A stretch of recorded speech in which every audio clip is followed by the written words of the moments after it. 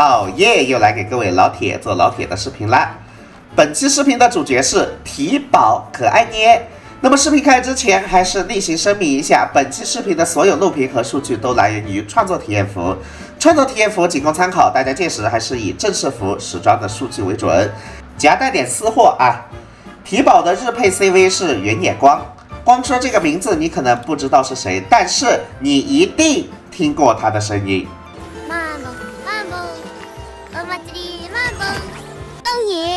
非常可惜的是，创体服并没有时装角色的语音，届时大家感兴趣的话，可以去正式服听一听哦。视频的开头，先给体保做一个开篇总结吧。我整体玩下来的感觉就是一个新版本的软梅，就和当年软梅给我的感觉一模一样。体保和当年的软梅一样，是一个可以加入任何队伍的角色。我给大家举个例子。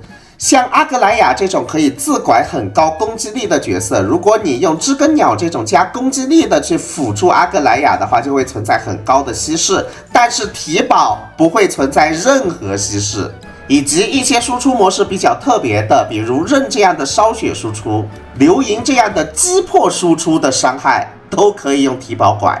虽然目前看来体保最适合辅助的是像大黑塔这样的群攻队，但是未来如果有什么大 C， 直接把体保塞进他的队伍是没有什么问题的。好的，开篇总结完毕。那么接下来还是老规矩，平民玩家最喜欢的技能机制解读环节。如果你是铁道高手，可以选择跳过这一段，从本期视频的7分55秒开始看哦。先给大家明确一点，那就是实战中体保的所有输出都吃自身的生命上限，普攻吃的是生命上限，天赋吃的也是生命上限，大招吃的还是生命上限，并且在实战中这些伤害都是可以吃到双爆以及量子伤害加成的。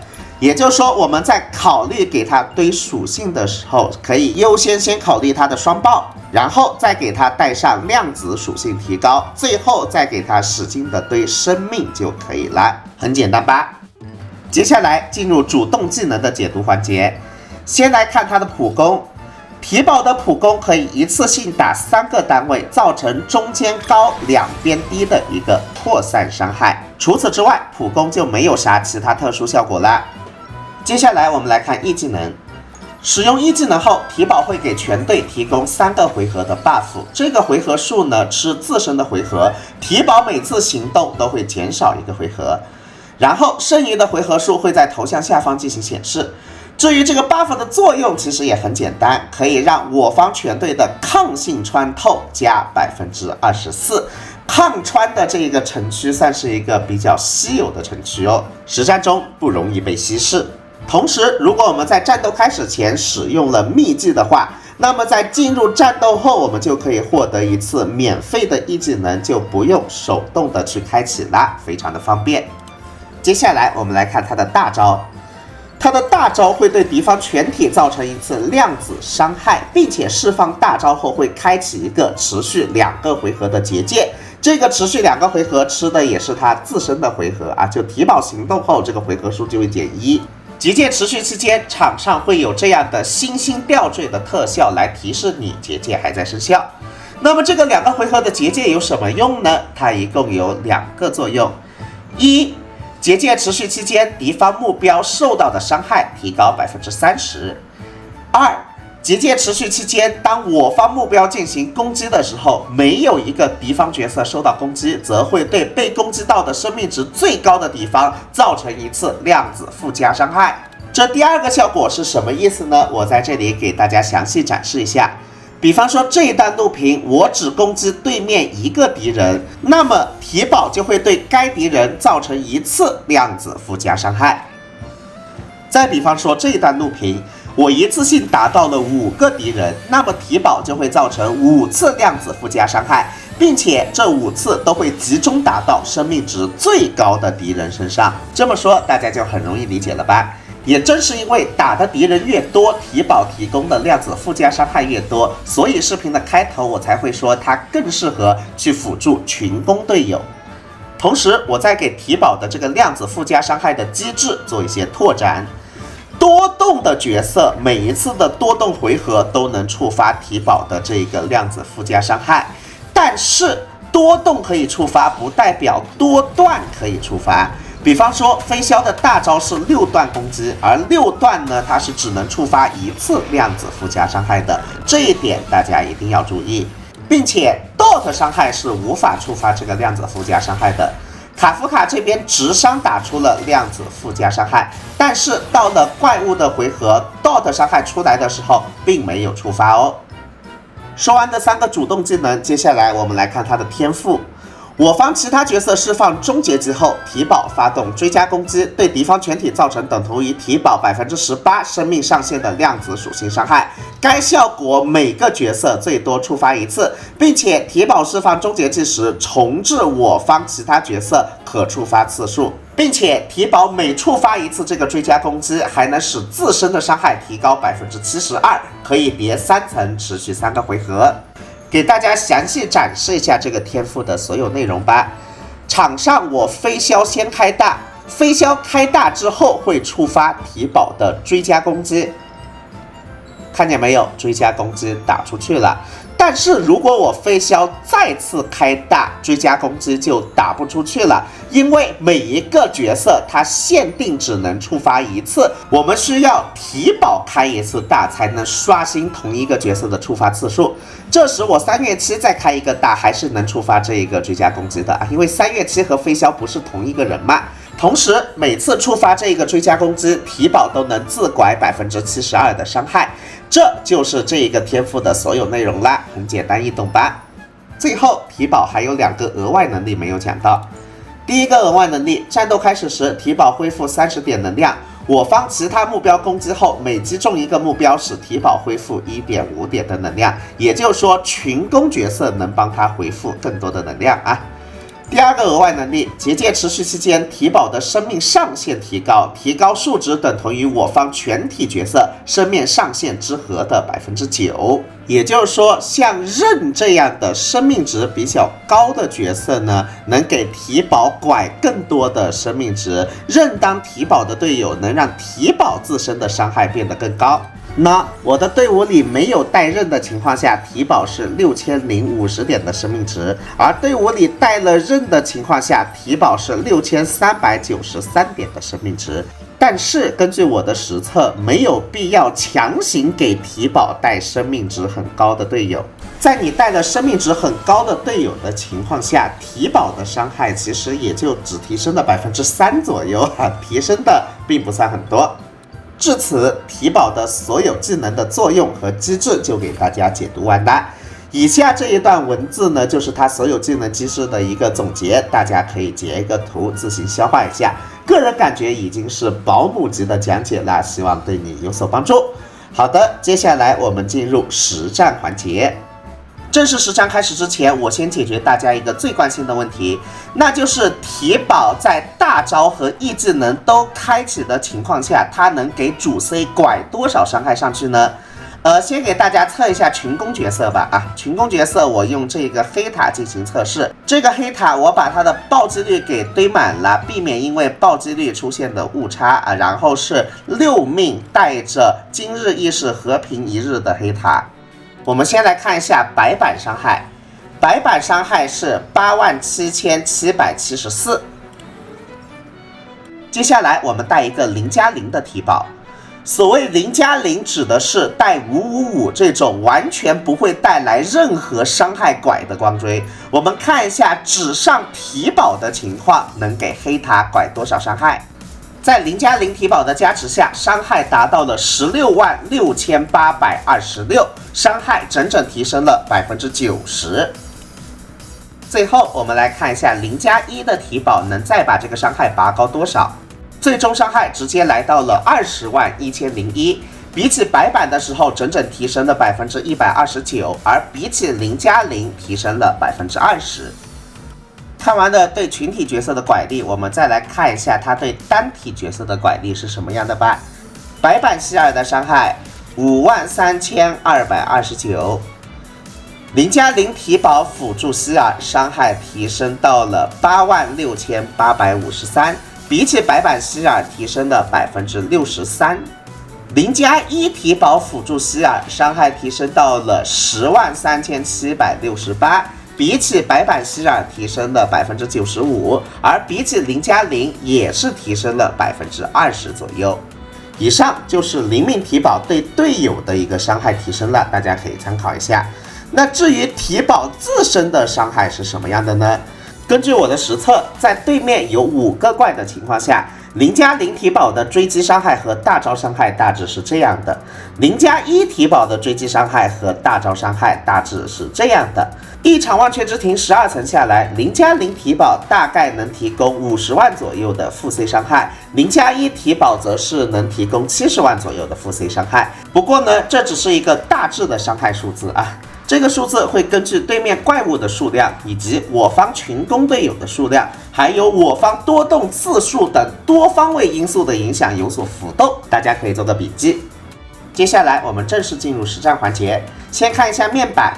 提保这一边是一个0+0的提保，带的是精炼5阶的555。仪器这边是怒沙卡2件套，还有诗人4件套啊，具体面板是这样一个样子的。主 C 的话，我选择大黑塔，0+0的大黑塔，具体面板是这样一个样子的。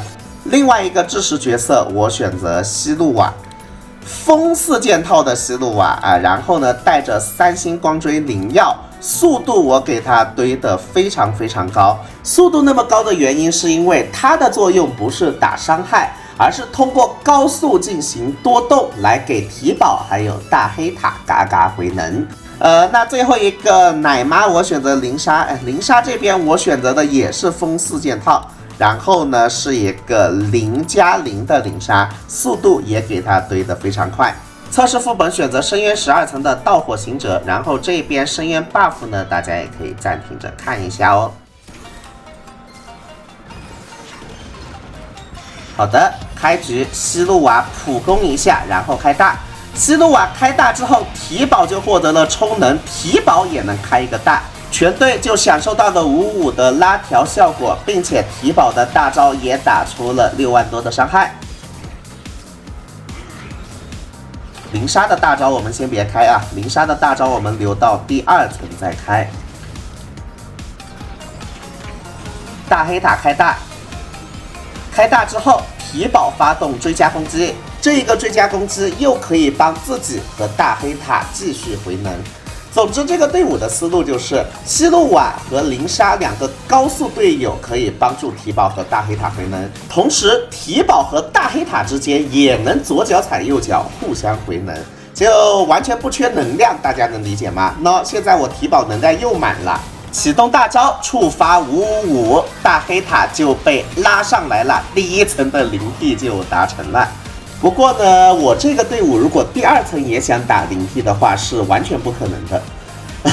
你或许把灵莎换成记忆主啊，然后再卡一个完美的轴，你再祈祷你走狗屎运，对面不把你带走啊，那你第2层或许也能打灵替。但是我觉得现实中应该99%的玩家都会选择给自己带一个奶妈，让自己玩得舒服一点的。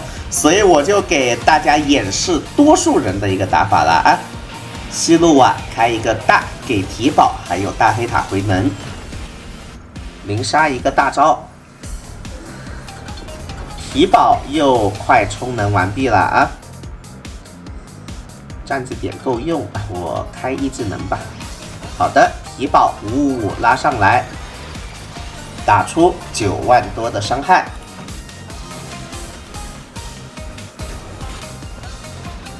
强化 E 技能95万，再接一个大招。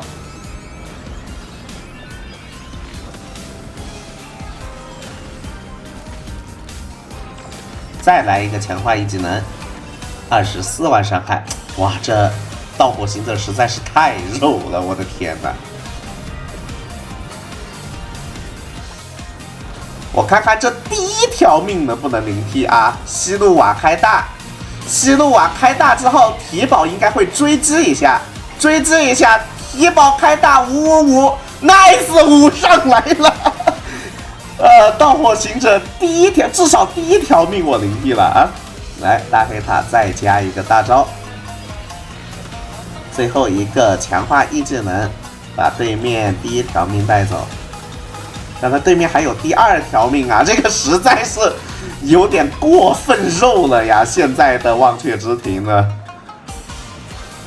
我这边省一下战绩点吧，啊，普攻一下。提宝该续一技能了啊！提宝反正就3回合续一下一技能，哎，实战的时候还挺省点的。哎呦，我又能55了，这也太舒服了！来，接着奏乐，接着舞，我感觉舞完之后，我这大黑塔都能直接开大插队了。这一 T 我觉得肯定达成了，1 T 肯定没啥问题。强化 E 技能60万伤害。西路瓦存一个大招，等他把分身召唤出来，西路瓦把大招打上去，然后给提宝的大黑塔充能。我肯定55肯定能再舞一次，一点问题都没有啊！看见没有？不过这一次舞好像没有什么太大意义哈。好，大招加上强化 E 技能收尾带走。这，哎呀，这3%啊！开什么玩笑？哎呦，好吧，差一点1 T 啊，就2 T， 我最后还是被提宝拿的人头，我服了。我和大家实话实说，如果屏幕前的你是0 T 爱好者，就那种不打0 T 手机要爆炸的那种玩家呢，个人感觉提宝打0 T 的能力会比知更鸟、星期日还有记忆组差那么一点，毕竟这3个人有很关键的拉条存在。然而，抛开没有拉条导致0 T 比较难打这一个缺点呢，它的优点其实也是非常突出的。最大的优点就是它的高泛用性。我给大家举一个最简单的例子。我们在用阿格莱雅的时候，由于阿格莱雅会自拐非常多的攻击力，这时如果我们用知更鸟这样加攻击力的童鞋去辅助它的话，就会存在很多的稀释，而加入同等练度的提宝就完全不会存在稀释。请看 VCR， 在提宝的辅助下，阿格莱雅打出的167464。而在完全相同练度的知更鸟的辅助下，这一个伤害降到了138210，因为知更鸟的拐被稀释了，而提宝完全没有被稀释。总结下来就是，得益于提宝增伤城区的稀有和泛用性，让你可以完全丢掉大脑，不去考虑主 C 的特性。提宝队伍里的主 C 可以是像阿格莱雅这种拥有很高的攻击力的主 C。也可以是像刃这种用生命输出的主 C， 甚至连击破主 C 都能拐。来，大家看这段对比录屏，加入击破队的伤害都快赶上软梅了，但是击破队肯定还是软梅更好的啊！我上这一段对比录屏，只是给大家展示提宝的泛用性有多逆天。也就是说，如果你有提宝的话，不管后续卡池的各种主 C 的输出方式有多么奇怪，就什么E0输出啊，什么烧血生命输出啊，甚至后面的主 C 是靠什么防御力效果命中来输出，提宝也能游刃有余的去拐那个主 C， 这就是高泛用性的含金量。同时，提宝的这个特性还让它和其他童鞋角色也不会存在任何稀释。我在这里给大家展示一下，这一段中，星期日已经把所有拐伤给阿格莱雅了。在这种情况下，阿格莱雅打出了65000多的伤害。而我们如果再在队伍里塞一个提宝，由于提宝和星期日完全不存在稀释，直接把这个65000多的伤害翻倍成135000多。也就是说，除了可以无脑塞给任何主 C 以外，它还可以无脑的组任何双童鞋队。我在这里给大家打一场双童鞋实战看看。提宝依然是刚刚那个0+0的提宝，带着路沙卡2件套和诗人4件套，具体面板是这样一个样子的。星期日0+1的星期日啊，然后一次带的路沙卡2件套和斯铎2件套，具体面板是这样一个样子的。Bronia 0+1的 Bronia 啊，一次带着路沙卡2件套和信使4件套，具体面板是这样的。最后主 C 阿格莱雅，阿格莱雅的练度比较高，0+1的阿格莱雅。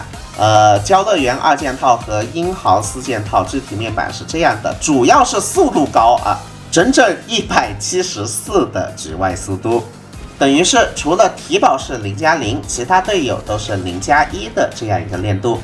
选择的副本依然是刚刚那个12层的盗火行者，我这边为了省时间，我就把第1层给跳过了，因为第1层呢反正是0T，没啥好看的，我们直接打第2层。好，召唤分身出来了，强化普攻26万伤害，大招插队，开大的同时提保一个追加4万7，再一个强化普攻又是26万，星期日拉条，反正这个队伍也很多动啊，每一次多动呢，提保就会继续给自己攒能量，然后能量满了，它又可以55了。48万，好的，提保大招又满了，但是我现在提保先不开大，因为提保如果现在使用555的话，队伍的条会变乱，导致星期日跑到阿格莱雅前面去啊。我这边要等阿格莱雅先行动了之后再5，这样才是正确的操作。好的，现在提保就可以5了。提保大招10万多伤害，然后星期日把阿格莱雅拉上来，收尾第1条命带走。我个人感觉0T 够呛了，那么这第2条命我拿头打0T 呀。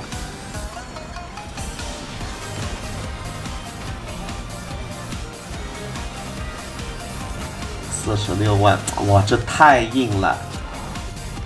现在深渊 BOSS 的血量对于微氪玩家来说，确实打0T 可能会有点困难哦。好，布罗尼亚大招上去，我们看看这个伤害，54万，没了，0T 没了啊。不过1T 肯定是能成。这边我们依然是先不要555，等阿格莱雅行动之后再555。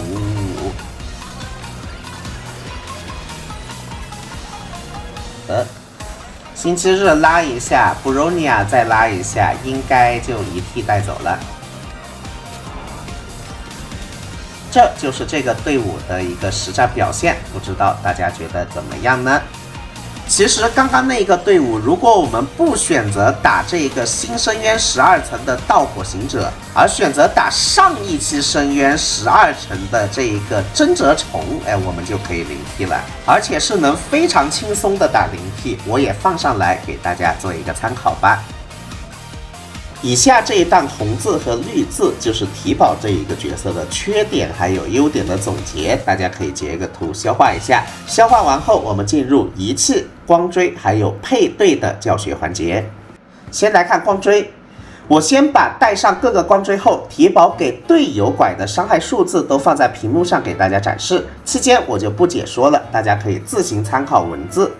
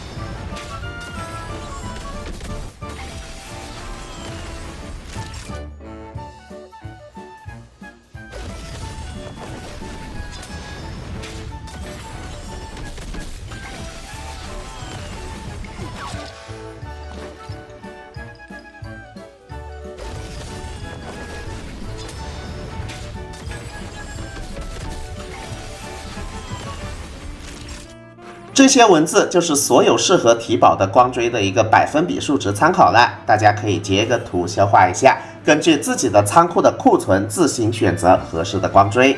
同时，我再给大家做一个小拓展。虽然从数字上来看，带着555呢，整体伤害只能达到专光的80%左右，但是从实战来看，金5的555不比专光差太多。大家还记得我之前带着金5 555打盗火行者的实战吗？这边是1T 把盗火行者带走。而我把精炼5阶的555给它换成专光之后，依然没有变成0T，依然是1T 把盗火行者带走，只不过阿格莱雅少行动了1、2次。总之，专光和精炼5阶的555在综合实战中拉不开太多差距。如果你的555精炼等级比较高的话，专光不用抽也是可以的，这是我个人的一个建议哦。仪器方面，外圈标准带法就是诗人4件套，内圈的话既可以选择露莎卡2件套来增加一下拐力以及回能力，也可以带石谷地2件套来继续增加提宝的输出。至于词条方面的话，衣服带双爆，球带量子球，绳子带回能没有什么问题。鞋子我个人建议带生命值啊，因为提宝真的不需要非常高的速度，如果你给它堆非常高的速度，它的大招和一技能的增伤反而会因为自己跑得太快，就覆盖率还会变低呢。